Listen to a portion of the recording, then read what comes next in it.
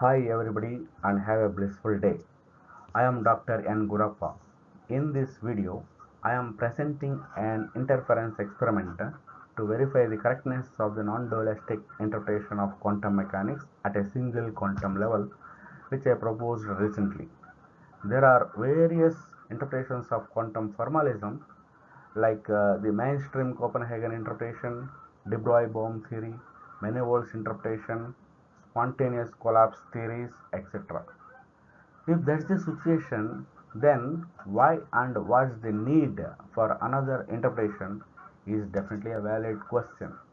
Though each one of the interpretations is interesting by itself, but all of them, in one way or the other, accepts the Bohm rule as it is, but do not provide any derivation as a limiting case of the relative frequency of detection using the single quantum events as observed in any quantum mechanical experiment, and the non-duality precisely provides this kind of a derivation using quantum formalism alone. This automatically resolves the measurement problem by showing the non-existence of such a measurement problem in quantum mechanics. According to the wave-particle non-dualistic interpretation of quantum mechanics at a single quantum level, the Schrödinger wave function stands for an instantaneous resonant spatial mode in which a quantum moves. Details regarding this claim can be found in a couple of YouTube videos or in academia. The non-duality unites both the wave and particle natures into a single entity, which is named as non-duality. Consider the Young's double-slit experiment with a single particle source SPS.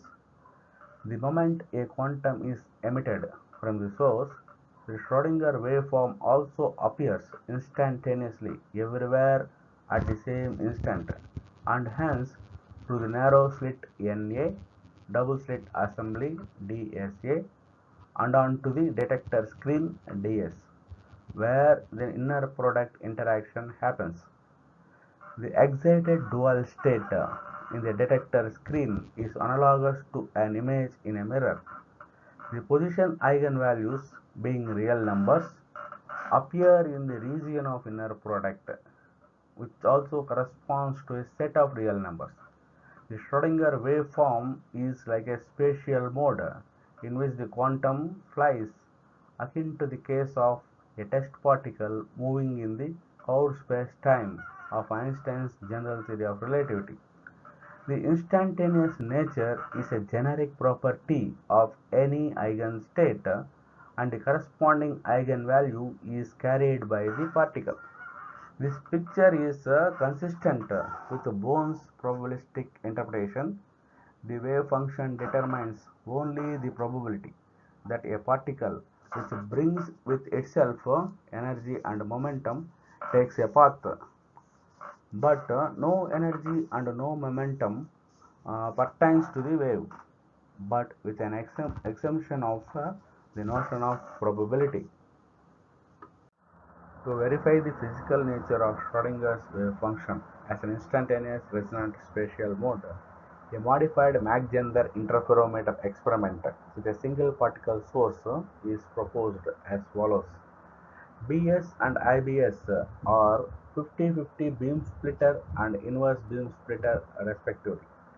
M1 and M2 are 100% reflecting mirrors, and D1 and D2 are single photon detectors respectively.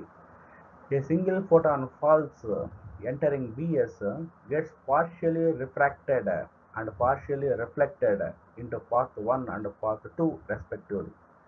At the moment when the refracted pulse reaches the inverse beam splitter IBS, the reflected one along the path 2 lags behind by a path difference equal to path 2 minus path 1, which is chosen to yield destructive and constructive interferences towards the detectors D1 and D2 respectively. Also, the pulse width must be much smaller than the path difference. If a ripple packet produced in a brief time by dropping a single small stone on the surface of water is considered in the place of the refracted and reflected pulses, then their wavefronts will never be recombined at inverse beam splitter.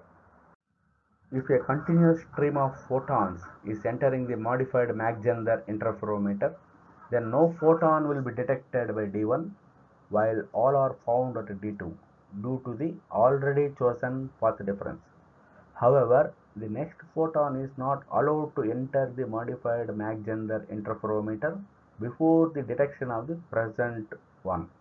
Hence, the wave function associated with the photon is really propagating like a classical wave, then the refracted and reflected partial pulses will never be recombined by the inverse beam splitter IBS because they approach it at different times and the interference condition becomes invalid.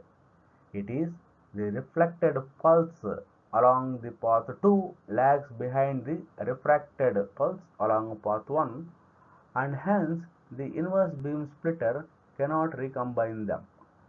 Therefore, each one of the detectors D1 and D2 will be detecting 50% of the total number of photons respectively.